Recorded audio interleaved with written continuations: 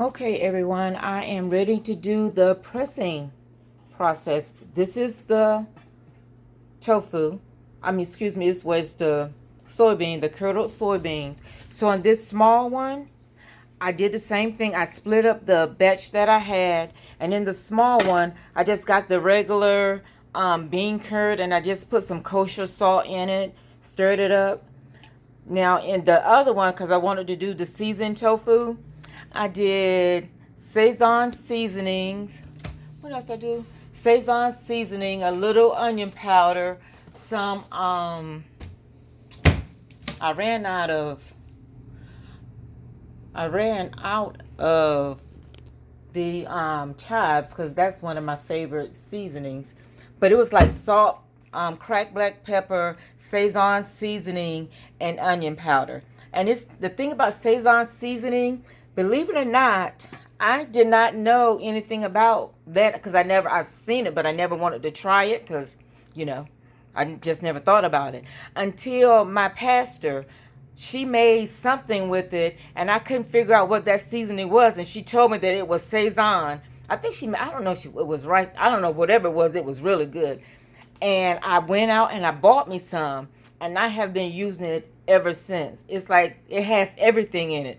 But like I said, it's like Szechuan seasoning is just something that I never thought to use. I've seen it, but like I said, I never thought to use it. But anyway, and it smells so good. Now really you can eat the soybean curd like this, but like I said, I want the block soybeans, so the block tofu, so I can cut it up and fry it. And I didn't use any type of chicken seasoning or meat seasoning because I do want it to be vegetarian. So once you get it in the molds, I put a cloth down under it because you have to put weights on it.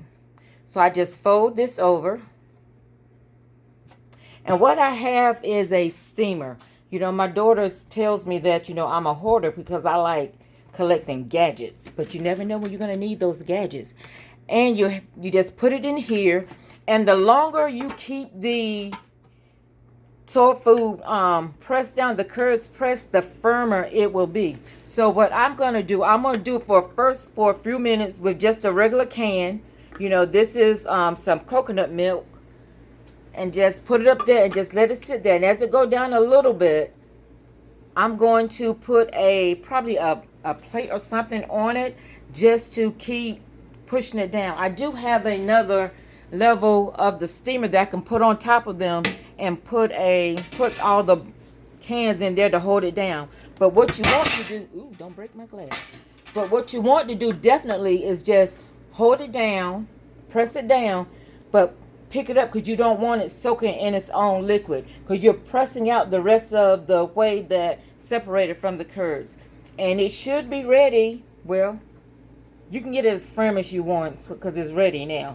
But once it's done, I will do a final picture. All right. Be blessed.